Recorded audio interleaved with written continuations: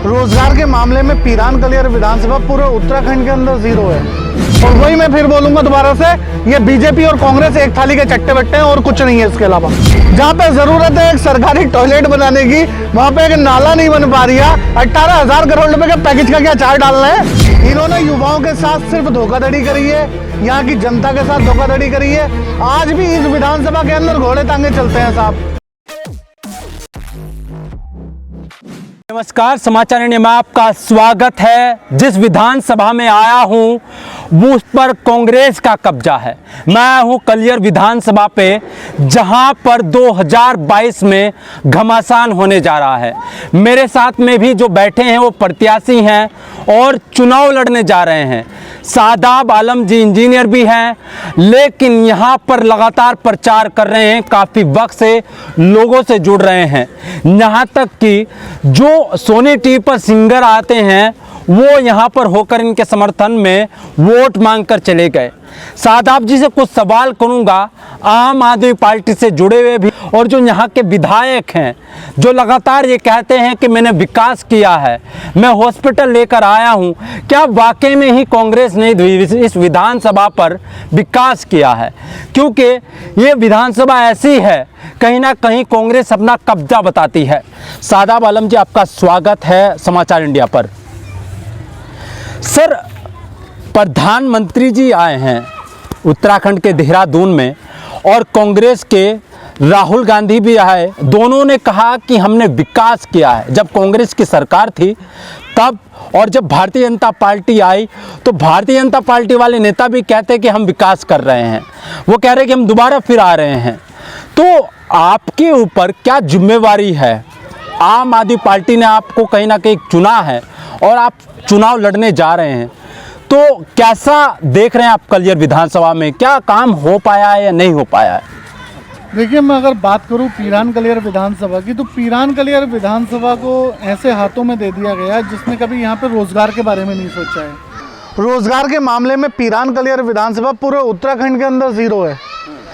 और पूरे उत्तराखंड के अंदर पीरान कलियर को अगर जाना जाता है तो यहाँ पे जायरीनों के नाम से जाना जाता है, यहाँ पे साबिर पाक के दर के नाम से जाना जाता है। पीरान कलियर विधानसभा एक ऐसी विधानसभा है जहाँ से देश विदेश के सारे नागरिक आते हैं। मगर आज बताइए, जिस जगह पे देश विदेश के नागरिक आते हो वहाँ पे एक रोडवेज बस अड्डा बनाने में असमर्थ हैं। एक रोडवेज बस अड्डा तक का नहीं बनवा पाए। तो क्या आप विकास की बात सोच सकते हैं? यहाँ पर क्या खोखले वादे यहाँ पे हमारे विधायक ने और हमारे सांसद ने किए होंगे, आप खुद इस बात से अंदाजा लगा लीजिए। अगर मैं बात करूं यहाँ पे रोजगार की, युवाओं की, तो कितनी सरकारी नौकरियां यहाँ पे गवर्नमेंट ने दी हैं इस पीरान कलियर विधानसभा को, अगर आप डिटेल निकालेंगे तो जीरो 5 साल के अंदर। अगर प्राइवेट नौकरी की आप बात करेंगे तो कितने रोजगार मेले यहाँ पे लगवाए हैं, अगर डिटेल निकालेंगे तो जीरो। तो ये जो सरकार है, ये जो मौजूदा विधायक है, चाहे वो कांग्रेस के हों या बीजेपी के हों, सिर्फ एक ही थाली के चट्टे बट्टे हैं, इसके अलावा और कुछ नहीं है। इन्होंने युवाओं के साथ सिर्फ धोखाधड़ी करी है, यहाँ की जनता के साथ धोखाधड़ी करी है। आज भी इस विधानसभा के अंदर घोड़े टांगे चलते हैं साहब। आप बताइए, जब 21वीं सदी में हम पहुंच गए हैं तो क्या आज भी घोड़े टांगे चलने चाहिए यहाँ पर? क्या इस तरीके की जो कंडीशन है एक विधानसभा की, आप सोच सकते हैं? इसी विधानसभा के अंदर जहाँ पे प्रधानमंत्री कहते हैं कि हमने करोड़ों रुपए की टॉयलेट्स बनवा दी, इसी विधानसभा के अंदर ऐसे घर हैं जहाँ पे टॉयलेट्स नहीं बनी हुई हैं, ऐसे घर हैं जो छप्परों में रहने को मजबूर हैं, ऐसे घर हैं जहाँ पे नलके नहीं हैं, ऐसे घर हैं जहाँ पे महिला को पेंशन नहीं आ रही है। तो जब ये सारी चीज़ों को देखते हो तो कहीं ना कहीं आम आदमी पार्टी इन सब के मुकाबले में प्लस में खड़ी होती है, क्योंकि आम आदमी पार्टी ने दिल्ली में काम करके दिखाया है और आज उत्तराखंड की बारी है।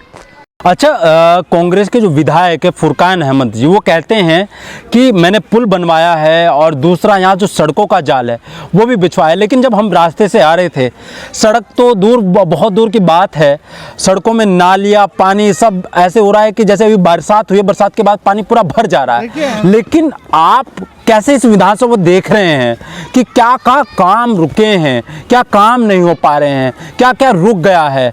क्योंकि कहीं ना कहीं कांग्रेस के जो विधायक हैं, मुख्यमंत्री यहाँ भारतीय जनता पार्टी के हैं। इससे कोई मतलब नहीं होता साहब। बीजेपी सरकार, बीजेपी की हो या कांग्रेस हो, सबसे पहले आदमी काबिल होना चाहिए, सरकार में काम करवाने वाला होना चाहिए। उन्होंने कितनी रिपोर्ट सबमिट करी है यहाँ पर? इस पुल के लिए 5 साल से बंद पड़ा था, जब मैंने आवाज उठाई तो 2 दिन के अंदर चालू करवा दिया। जो इन्होंने 5 साल से पुल को बता रखा था कि खराब पुल है, वो 2 दिन के अंदर कैसे चालू हो गया? उसके अंदर डिवाइडर लगाए, चालू कर दिया। ये सिर्फ जनता का बेवकूफ़ काटा गया।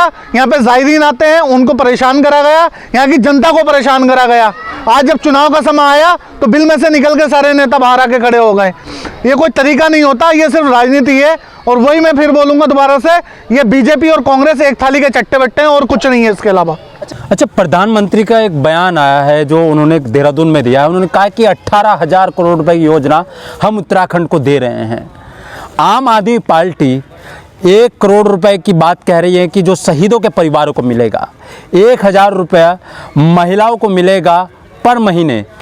तो कैसे आप इन चीज़ों को देख रहे हैं? क्या वाकई में ही प्रधानमंत्री जी जो योजना के बारे में बात कर रही है, वाकई में वो धरातल पर है? देखिए, मैं आपसे एक बात पूछना चाह रहा हूँ। 18,000 करोड़ रुपए एक बहुत बड़ी अमाउंट होती है जी। आप मुझे बताइए, इस 18,000 करोड़ रुपए को 70 विधानसभाओं में बांट दीजिए, कितने रुपए बैठेंगे? लगभग मेरे हिसाब से 56 करोड़ रुपए के आसपास बैठे, तो 560 करोड़ रुपए बैठे साहब। अब 560 करोड़ रुपए को आप ये बताइए मुझे, अगर एक विधानसभा के अंदर लगा दोगे तो कौन सी ऐसी विधानसभा होगी जो वीरान पड़ी होगी, जिसमें टॉयलेट नहीं होगी? तो ये 18,000 करोड़ रुपए की जो योजनाएं लेकर आते हैं, ये योजनाएं नजर कहाँ आती हैं? आप खुद बताइए मुझे। जहाँ पे जरूरत है एक सरकारी टॉयलेट बनाने की, वहाँ पे एक नाला नहीं बन पा रही है। 18,000 करोड़ रुपए के पैकेज का क्या चार्ज डालना है जनता को? आप खुद बताइए मुझे। ऐसे बड़े बड़े वादे करके और ऐसे झूठे वादे करके, ऐसे खोखले वादे करके इन्होंने जनता को गुमराह कर रखा, और इसके अलावा कोई बात नहीं है। अच्छा, 1 करोड़ रुपए की बात कही है केजरीवाल जी ने, तो क्या आम आदमी पार्टी उत्तराखंड में चुनाव भुनाने का जवाब दे देता हूँ। धनौरी में हमारे एक शहीद हुए हैं सैनी परिवार से, सोनित सैनी जी। मुख्यमंत्री आए, तुम्हारे यहाँ पे मदन कौशिक जी आए, यहाँ पे बड़े बड़े मंत्री आए, मगर आप बताइए उस गरीब को क्या दिया? उसके 1 महीना हुआ था और वो शहीद हो गए। क्या उनके सम्मान में कुछ करा गया? कोई दरबार बनाया गया? कोई स्टेडियम की घोषणा की गई? या क्या दिया गया उनके नाम से? आप बताइए। मैं तो जब मानता जब उनके नाम से यहाँ पे स्टेडियम की घोषणा हो जानी चाहिए थी। आप बताइए मुझे, क्या नहीं हो सकता था? क्या उनके सम्मान में यहाँ पे कुछ ऐसा किया गया इस विधानसभा के अंदर जो लोगों को गर्व महसूस हो, और जो आने वाली जनरेशन है वो आर्मी में जाने की सोचे? कुछ नहीं, सिर्फ खोखले वादे हैं। हमने शुरुआत कराई, हम उनको श्रद्धांजलि दे रहे हैं। हमने 36 गांव के बच्चों को बुलाया और हम उनके नाम से खेल करा रहे हैं यहाँ पर पिरान गलियार विधानसभा के अंदर। हम उनको श्रद्धांजलि दे रहे हैं क्योंकि हमें अच्छी राजनीति करनी आती है, हमें इंसानियत की राजनीति करनी आती है, हमें काम की राजनीति करनी आती है। अच्छा, आप अलग अलग क्षेत्र में घूम रहे हैं, अभी आप घूम के आए हैं, जब हमने देखा आपको, तो क्या क्या काम है पूरी विधानसभा में जो कहीं ना कहीं लगा है कि आपको काम करना है? सबसे जरूरी यहाँ पे सड़कें हैं। ठीक है, विधायक जी ने कहा था ना 10 करोड़ रुपए की सड़कें का जाल बनवाया है। जाल तो बनवाया, मगर गड्ढों का जाल बनवाया, सड़कों का जाल नहीं बनवाया। तो इसलिए यहाँ पे सबसे ज्यादा जरूरी है सड़कें, यहाँ की ट्रांसपोर्टेशन व्यवस्था, यहाँ की रोजगार की समस्याएं, यहाँ पे यूथ के लिए पढ़ाई की समस्या, उसके अलावा गर्ल्स कॉलेजेस होने चाहिए। यहाँ पर बहुत सारी चीजें हैं जिन पर काम होना है। उत्तराखंड में 4 धाम यात्रा होती है, लेकिन कलियर की कहीं ना कहीं बात ऐसी नहीं होती जो होनी चाहिए। तो अगर आप विधायक बनते हैं आम आदमी पार्टी से, और आप तो कहते हैं कि भाई हम यात्राएं करा रहे हैं, 4 धाम की भी करा रहे हैं और अजमेर की भी करा रहे हैं, फ्री करा रहे हैं बुजुर्गों को, महिलाओं को, तो यहाँ पर कलियर में आपके तो खुद यहाँ पर एक धाम है, तो आप क्या व्यवस्था चाहते हैं जो आपको लगता है कि कमी है कहीं ना कहीं?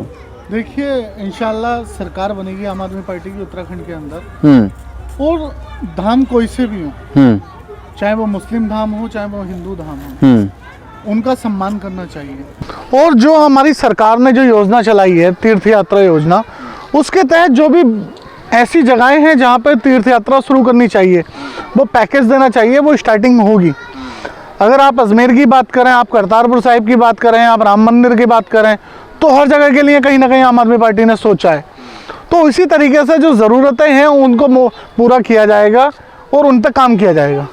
अच्छा, जो आपका जो क्षेत्र है ये किसानी क्षेत्र भी है और कहीं ना कहीं बिजली के जो दाम हैं लगातार किसान कहते रहे हैं कि बिजली के दाम कम होने चाहिए। आपकी सरकार तो कह रही है कि हम फ्री कर रहे हैं, तो और क्या चाहिए? तो आपको क्या इस बात को और क्या चाहिए आप बताइए? तो किसानों को बता पा रहे हैं आप? फ्री मिल रही है, सब सारे किसानों को पता है। आप जाके आज पूरे उत्तराखंड में पूछ लीजिए कि बिजली फ्री कौन दे रहा है, बोले आम आदमी पार्टी देगी साहब। 300 यूनिट फ्री बिजली घर के लिए कौन दे रहा है, आम आदमी पार्टी देगी साहब। तो ये सारा प्रचार प्रसार हो चुका है, सारे लोगों की जबान पे है, लोगों के दिल में बस चुकी है आम आदमी पार्टी।